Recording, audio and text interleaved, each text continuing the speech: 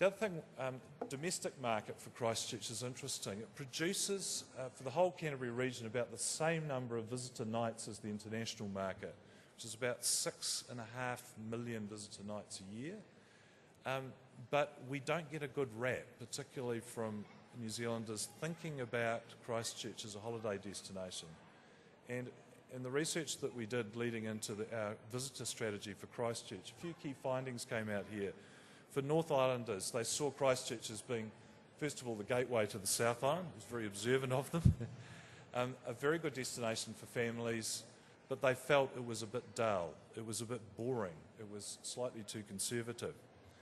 Our friends in the South Island were a bit kinder. They saw it as a really important place to come to shop. Great variety of shopping. It was the international connection point, so it was visiting by necessity if you wanted to go in or out of the country, and it was a destination that you'd more often go to visit friends and relatives. And I think what this is telling us is that we've got some challenges in the domestic market. We have found from the domestic travel survey that the percentage of younger people coming to Christchurch for a holiday has been declining for quite some years. And I think rebuilding a new city will give us a great opportunity to see how can we make this whole experience a lot more appealing for young New Zealanders. A few strategic issues to consider. One, if visitors are going to come here, and considering what they've seen on television and the media in the last 2 months, we have to be a safe city. Safe, not just a safe place to stay, but a safe place to dine, a safe place to actually go about your visitor activities, and a safe place to shop. So building standards are going to be very important. Think about establishing the heart of the city as a cultural and arts precinct. It's already proven that it can do that very, very well. Don't throw the baby out with the bathwater. Create open spaces so we can do a lot more with public art and exhibitions and events. Our council has organised some fantastic events in the city. The Buskers Festival was simply amazing, and not just great appeal to overseas visitors, fantastic appeal to the people within the city to get them back in the city and enjoying it again in great summer weather. Relaxing leisure spaces. Give people free Wi-Fi. International visitors expect it. It shows that you're a modern city and a place that really welcomes and make it easy for people when they travel. And think about our weather. Give people some covered spaces as well as uncovered spaces. Note that visitors really love that the physical things about our environment. The River Avon, absolutely gorgeous on a nice summer's day. The Botanic Gardens, one of the best that I've ever seen. Hagley Park, an absolute treasure for the city. Think about the fact that these are really important to visitors and make them accessible to whatever visitor attractions we build or develop. And rebuild to an environmental standard that shows that we do believe in New Zealand being 100% pure, and that we're going to walk the talk in terms of energy conservation and our overall environmental consciousness. Transport issues. This has been a bit of a headache for Christchurch. What we're hearing from the major coach operators, the tour buses and backpacker buses, they want much easier routes to get in and out of the city that are less congested. We need considerably more bus parking in the inner city. On cruise ships days, we would need to bring 10 to 15 coaches in from Lyttelton at a time. And we've got to remember that in future summers, we're going to have cruise ships in Christchurch practically every day of those summer months, and in some cases two. We need somewhere for them to park that's handy to all the tourism services they need. We want better access for coaches in and out of hotels. It's always been somewhat fraught. Backpacker buses, an important part of transport for the backpacker industry, have got to be able to get good and safe access to backpacker accommodation. Think about creating a visitor shuttle, a bit like the Orbiter, that does all the things that people, the places they want to go, and connects up all those key attractions. That could be really important, particularly for people that don't want to drive in the city. And a lot of Asian visitors, even though they can drive, would prefer to simply sit on coach around the place if they can get convenient transport. and build a transport hub that connects all the services we've got, the long-haul buses, the day sightseeing tours, the shuttles, the taxis, have it all connected so it's really, really easy for people to go from one form to the other. Some of the accommodation issues that we need to consider in the next couple of months. We're now operating with only 50% of the commercial accommodation we had before the earthquake. And there's two reasons for that. One is some buildings are damaged, and the other is that a lot of our accommodation is in that red zone where people can't safely go, so the accommodation operators simply can't get access to their buildings. I just did a back of a bus ticket calculation the other day, and it was pretty clear to me that even if we got most of those hotels we know are largely undamaged in the red zone back in operation, we would still only have 68% of our commercial accommodation. And that's a real constraint on our tourism development, because there are a couple of key sectors that really, really need hotels. It's conferences, exhibitions, conventions. We can't run those big events without hotel accommodation. And a lot of the international series tour operators who run coach tours through the South Island, they need hotels as well. And they've shifted those tours out to places like Kaikoura and Hanma and Methven and Ashburton, and we won't get them back in the city and spending money here until we can provide them with hotels.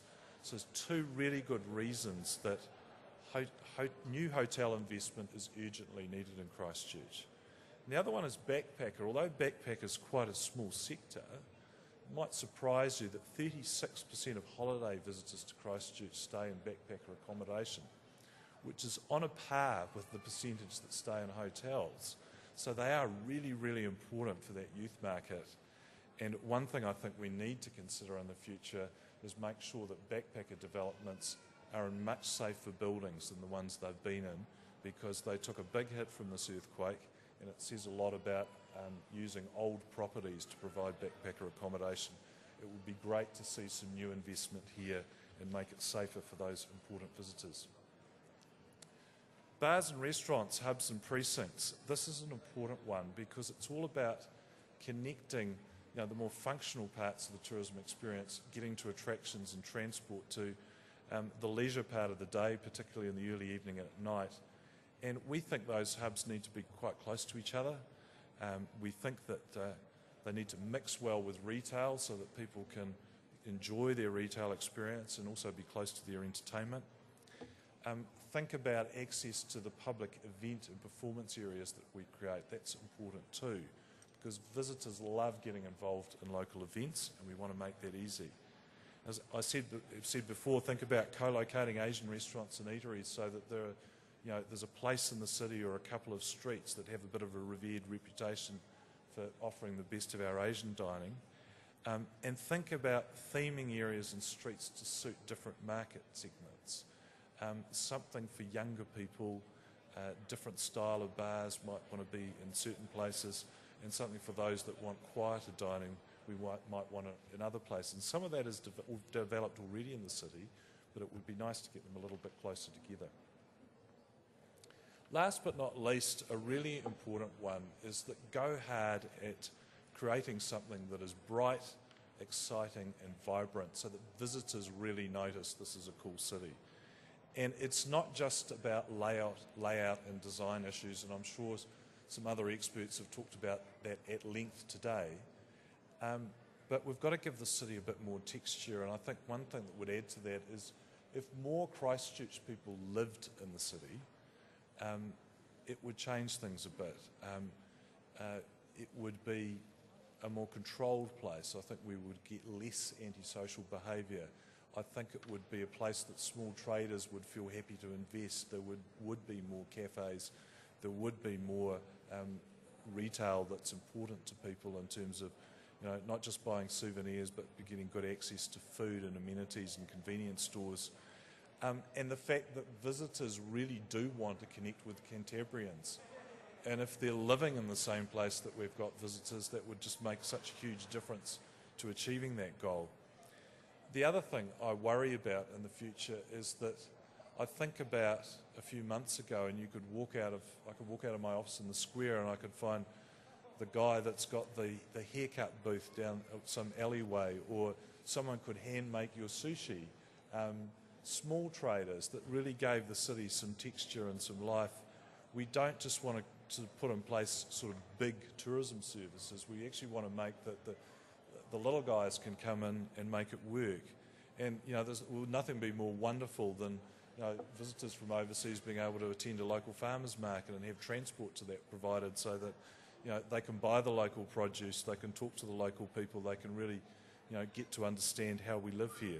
So all those things are very important. And last but not least, I think a really active events and exhibition calendar will give the city vibrancy. This is a photo I took during the Buskers Festival, and I've never seen the square that full. And it's not just full of international visitors, it's full of a lot of local people who've come into the city to enjoy it. Those issues are really important, and I think an active events calendar will certainly go a long way. This is some backpackers last week who loved Christchurch, and we love them too. And we thank them for coming, because this is what we need here. The next steps in this process for us, as I said, it's not for me to give a definitive view of what tourism needs, but we're going to sit down with each sector of our industry. We're also going to get some advocates for different groups, important groups in the future from overseas, and talk to some of our travel sellers and our international distributors of travel about their views of Christchurch. And in the next 4 to 6 weeks, develop a definitive plan that we'd like to put to the council and discuss with Sarah about how to meet the tourism needs of Christchurch. Very important industry and a very exciting time to make some changes. So thank you.